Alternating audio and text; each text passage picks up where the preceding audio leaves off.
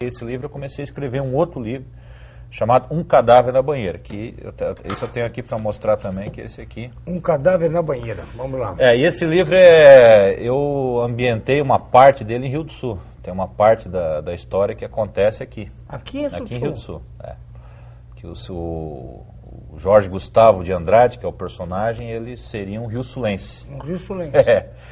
E aí a história termina lá em Blumenau. Ela acontece aqui. Nesse inteirinho? No Vale. No aqui, Vale. Vale. Que é a história de um cara que ele está com 31 anos de idade já, e ele quer realizar o sonho de ser escritor. Então isso tem um lado meio autobiográfico, né? E aí ele acaba se envolvendo numa série de confusões. Isso aí, na verdade, é um folhetim que antigamente, né, lá no século XIX, os jornais publicavam como a novela da televisão, né, só que era por escrito.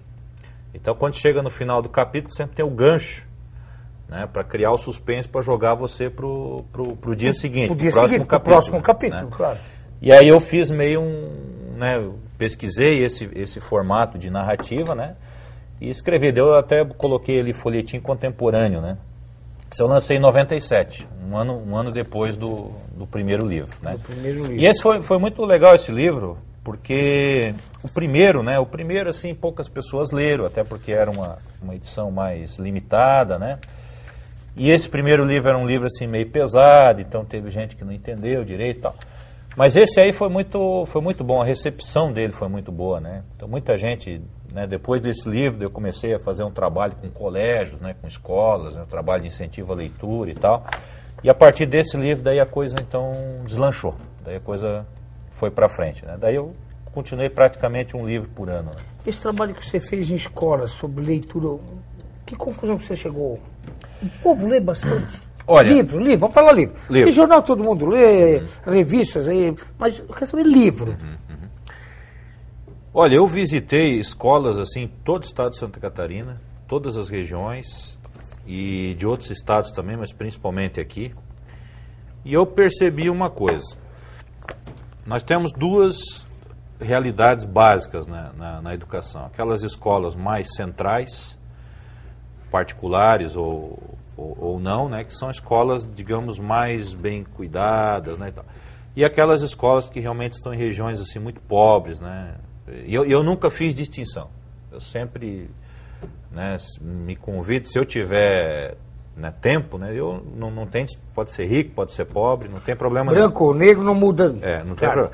Agora, o que eu percebi é o seguinte, que depende ali de como a escola está organizada. Por exemplo, qual é o envolvimento da APP, qual é o envolvimento dos pais, qual é o envolvimento da comunidade na escola.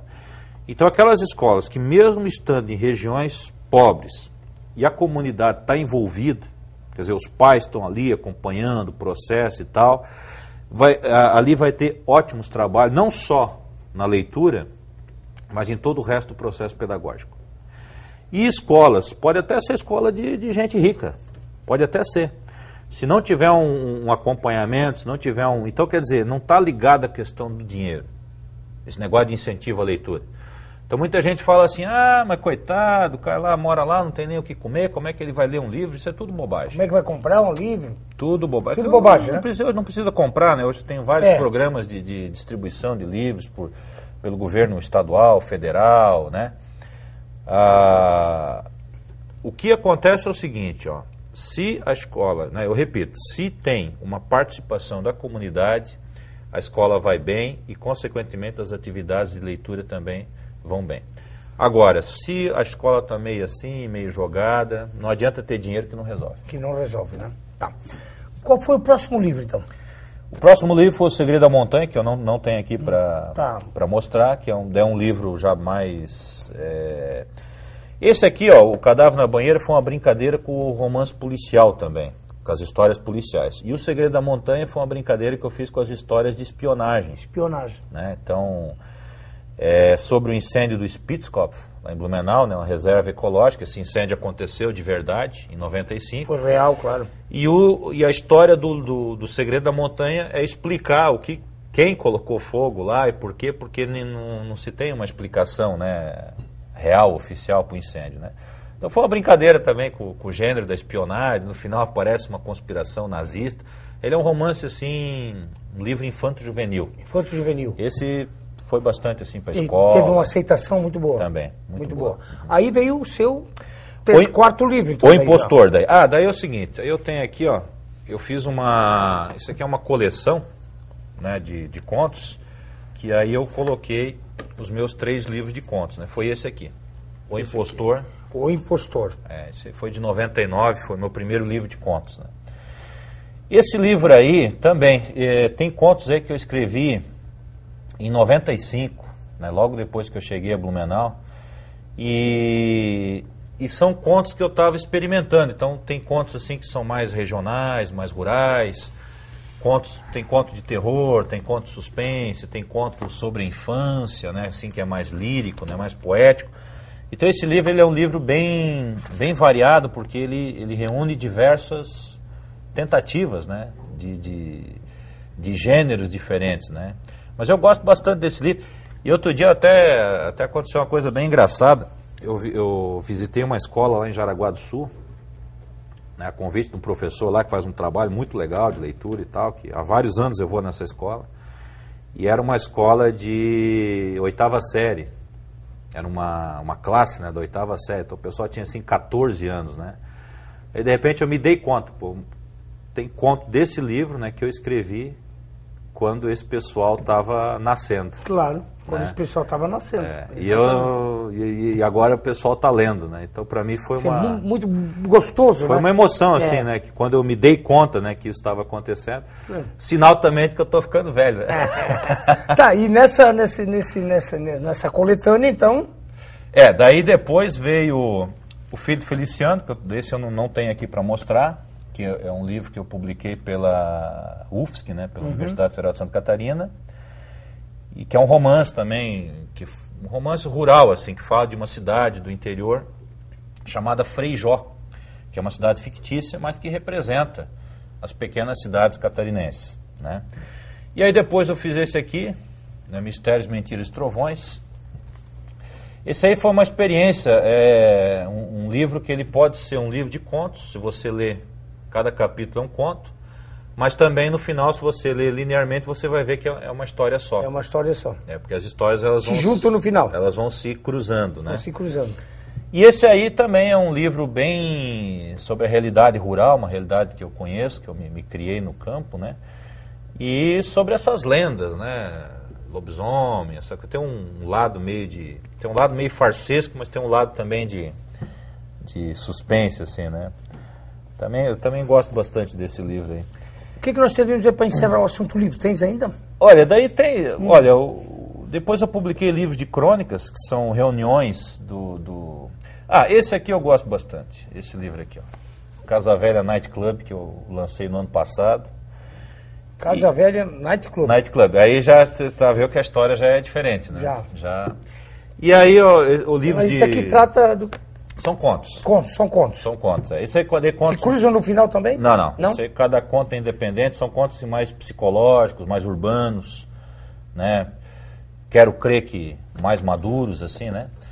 E aí eu tenho várias coletâneas de crônicas, né? Que são textos recolhidos de jornal, mas o último é esse aqui. Que você diz que bombou.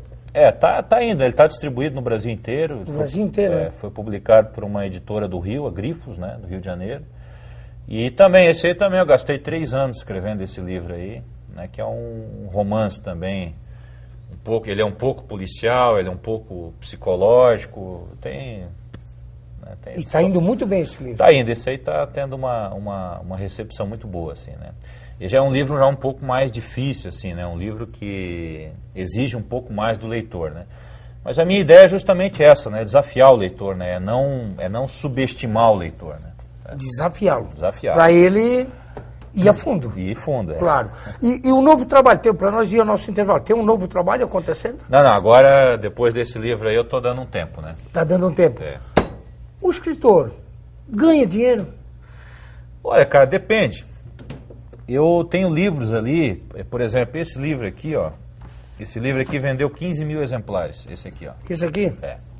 Mas por quê? Porque ele foi adquirido por alguns governos.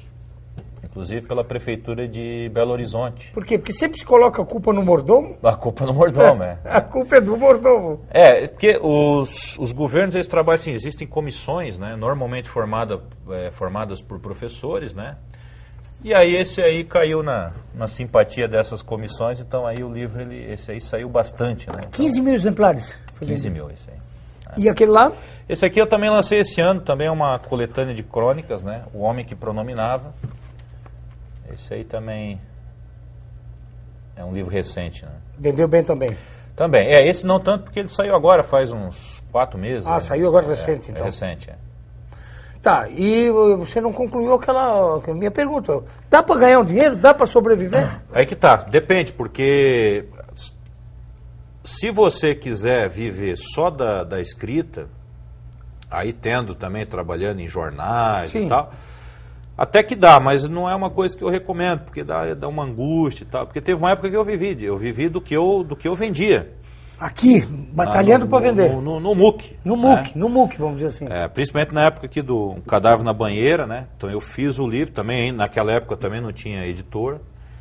E aí eu fiz o livro e estava desempregado, né? Estava com a mulher em casa com grávida, né? E aí ia para a rua, ia vender o livro e tal. E tinha dia que tu conseguia, tinha dia que tu não conseguia. Então isso causa uma angústia muito grande. O que eu recomendaria é o seguinte, é você ter essa atividade, quem quer ser escritor ou pintor ou sei lá o quê, ter essa atividade num momento do seu dia, da sua semana, mas é sempre bom ter uma profissão mais tradicional. Eu, por exemplo, sou professor. Né? Professor da aula, né? Isso. É professor da FURB? Da FURB. Da FURB, né? Claro, para você ter uma garantia de sustentabilidade. Exatamente. Você tem família, você tem que ter uma garantia de sobrevivência.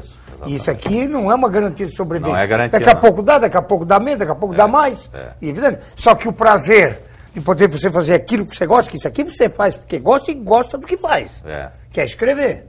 Por isso que você foi fazer literatura. Isso. Né? Bom, Michael, nós vamos ao nosso próximo intervalo. Voltamos já já com o estimado Michael Tenfeito, poranguense, gente da nossa gente, o filho do seu Eliseu e da dona Nilda, fumicultores. E vamos lá, você não pode esquecer, né?